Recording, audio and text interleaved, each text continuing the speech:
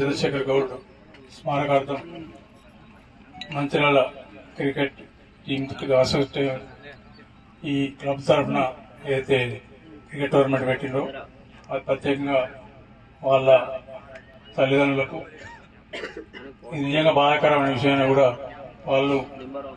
వాళ్ళ పేర్లు చిరస్మరణీయంగా ఉండాలనే ఉద్దేశంతో ఈ కార్యక్రమాన్ని తీసుకున్నందుకు వాళ్లకు వాళ్ళ కుటుంబ సభ్యులకు అదేవిధంగా ఈ కార్యక్రమాన్ని ఏర్పాటు చేసిన పాత మంచిర్యాల పట్టణ క్రికెట్ అసోసియేషన్ సభ్యులందరికీ శుభాభినందనలు. తప్పకుండా ఇటువంటి కార్యక్రమం ముందు చేయండి, తప్పకుండా మేంబడి ఉన్నాం.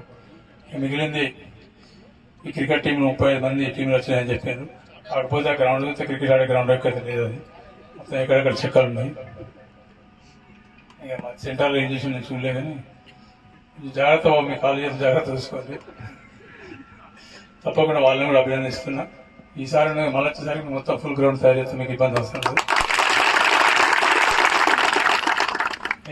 చెప్పండి మిత్రుడు, ఖచ్చితంగా 22 ఎకరాల 10 ఎకరాల 9 ఎకరాల మీ స్టేడియం చేస్తా, కానీ మిగతా 13 ఎకరాలు మాత్రం పార్క్ చేస్తా.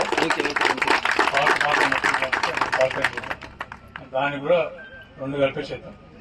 ఎన్నికలు వస్తే ఎన్నికలు తర్వాత ఇది మాత్రం మధ్యలో ఎక్కడెక్కడ ఆ గ్రౌండ్లో ఓపెన్ జిమ్లు ఇక్కడో జిమ్ అక్కడో జిమ్ అని పెట్టాను. ఆ జిమ్లు పైపు మిగిలిన మైసలు మాత్రం 30 లక్షలు రాసుకోగలిపారు. అది ఎక్కడ వనకొచ్చే పరిస్థితి, ఆ ఉన్న పార్కులను పనిచేసిన వాళ్ళు ఆ పరిస్థితి లేదు. తప్పకుండా స్పోర్ట్స్ ఖచ్చితంగా ఎంకరేజ్ చేస్తాం. ఎందుకంటే విద్యతో పాటు స్పోర్ట్స్ ఉంటేనే వికాసం చెందితేనే మీకు కొంచెం రెస్ట్ దొరికి తలకాలు ఫ్రెష్ అయితే బాడీ కూడా ఫిట్నెస్ 100% ఉంటుంది. కాబట్టి తప్పకుండా ఎంకరేజ్ చేద్దాం. అన్ని రంగాల మంచిగా సిద్ధంగా ఉన్నా.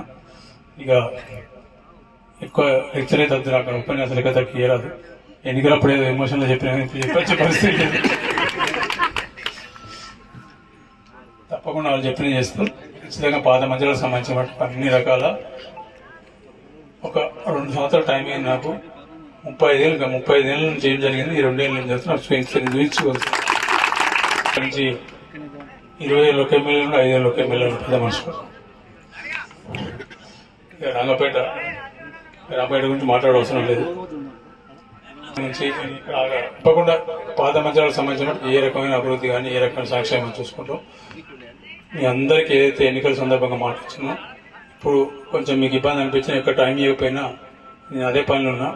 ఎందుకంటే ఎన్నికల ముందు చెప్పిన వాగ్దానాలు పెద్ద లిస్ట్ ఉంది నా దగ్గర. ఆ లిస్ట్ ఒకటి తర్వాత ఒకటి చేసుకుంటూ పోతుంది.